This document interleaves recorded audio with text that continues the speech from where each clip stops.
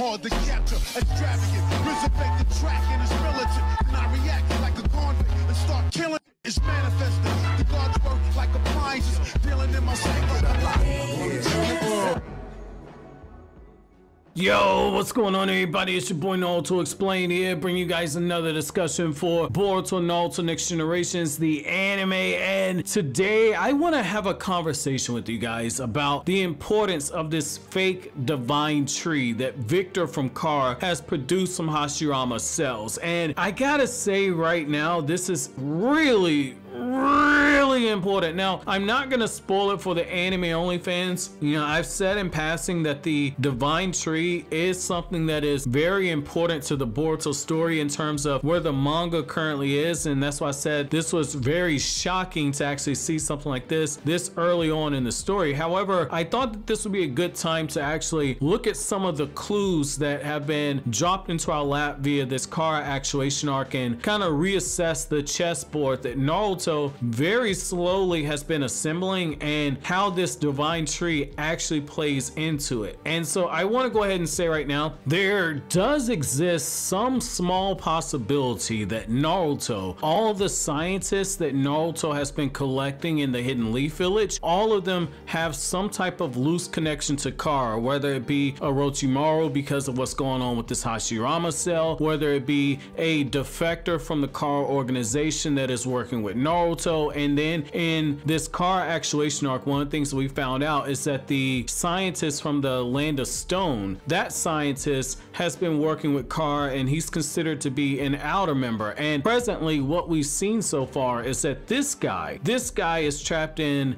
that fake divine trees pseudo, I guess you want to call it infinite Tsukiyomi, even though it's not the same thing. I've seen people referring to it as that, but if for whatever reason the guy is still alive, I could definitely see Konohamaru, somebody taking him back to Konoha and having him interrogated, and there is a possibility that he ends up being inserted into Katasuke's Scientific Ninja Weapons Team department and is put on a special project, much like Naruto stated in the anime, that Orochimaru is put into a specific project specifically for combating the Otsutsuki Clan. So in a very subtle way, Naruto has been gathering chess pieces for the looming crisis that Naruto does not know is right in his backyard yet. Naruto's become aware of the Kara organization, and based on the upcoming episode, based on that promotional information, Naruto's realizing how great the threat of Kara actually is, and yet manga readers know that Naruto isn't even close to what the actual true threat is. And so that brings me to this next point here. I want to kind of transition back over. It's absolutely brilliant writing, in my opinion, to have an artificial divine tree that's made from Hashirama cells, because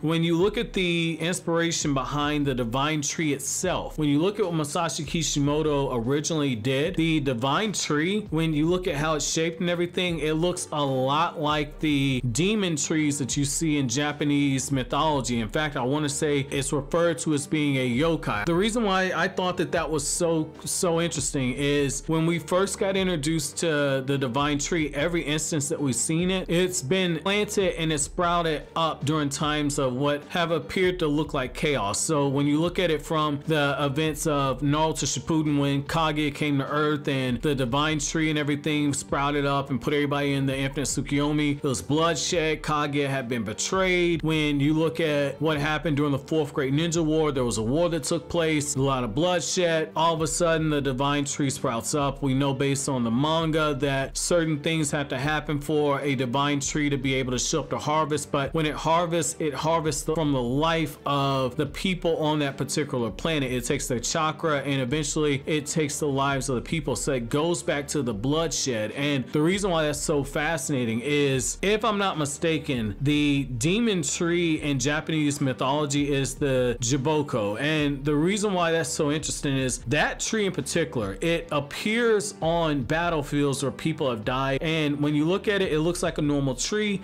However, it soaks up large quantities of blood from dead people and it lives on human blood, much in the same way the divine tree lives off of the actual chakra that is being sucked out of the people that it gets. In my opinion, the true brilliance when it comes to this is the fact that what we are seeing with the character of Victor is somebody who is so selfish and so intent on whatever his end goals are, whatever his deepest desires are. He's so fixated on those that he's willing to sacrifice an entire village, potentially even an entire land. And the reason why that's so brilliant when it comes to the actual writing is that human beings were very selfish. We're very selfish people. How many times do you hear somebody say, I want what I want? Now people, they have no restraint. They don't want to wait. Jigen has already made promises to the people in Kara. The people in Kara already know what the end goal for the Kara organization is, and they know that one thing that they're trying to do is related to the divine tree. So many promises have been made to them, and yet because of what his own selfish desires are, he can't see the forest because of the trees. And so what you're seeing in terms of the symbolism is the fact that just as the Jaboko lives off of the bloodshed of other people, we're seeing how Victor is willing to sacrifice others for his own human desires, which that in itself also fits in with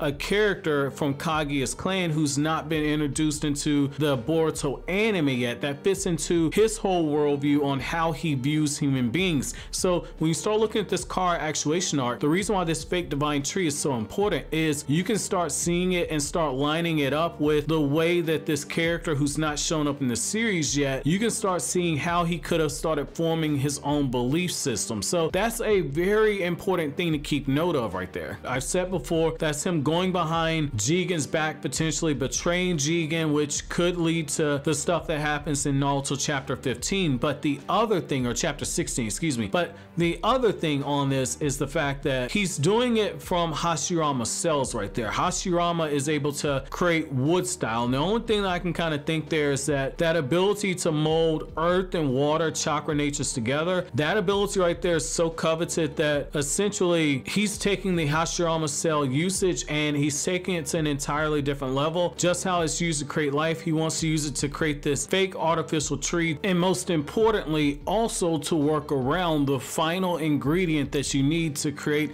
a proper divine tree. Again, what we're seeing now is an artificial divine tree. What I strongly believe is the fact that just as Amado in the manga, based on all the information that he was given, Amado was able to piece together a lot of the Otsutsuki Clan's lore. It would not surprise me if Victor, just based on the limited intel that he has, Victor has been able to figure out what that missing ingredient is for the divine tree, and because they don't have access to that missing ingredient, Victor's put all the pieces together and has taken things into his own hands and is trying to use the Hashirama cell as a way to supplement that final missing ingredient. Think of it like a diet where you're getting all your proteins and your carbohydrates and fats, but you're missing some of your minerals and your vitamins and everything, so you take the supplements in order to make up for the unbalanced diet that you have. You know, you got your macros and micros in terms of nutrients, and so I could definitely see something like that being the case, much in the same way that Kabuto realized that with the help of Orochimaru, they could find a way, if they got a hold to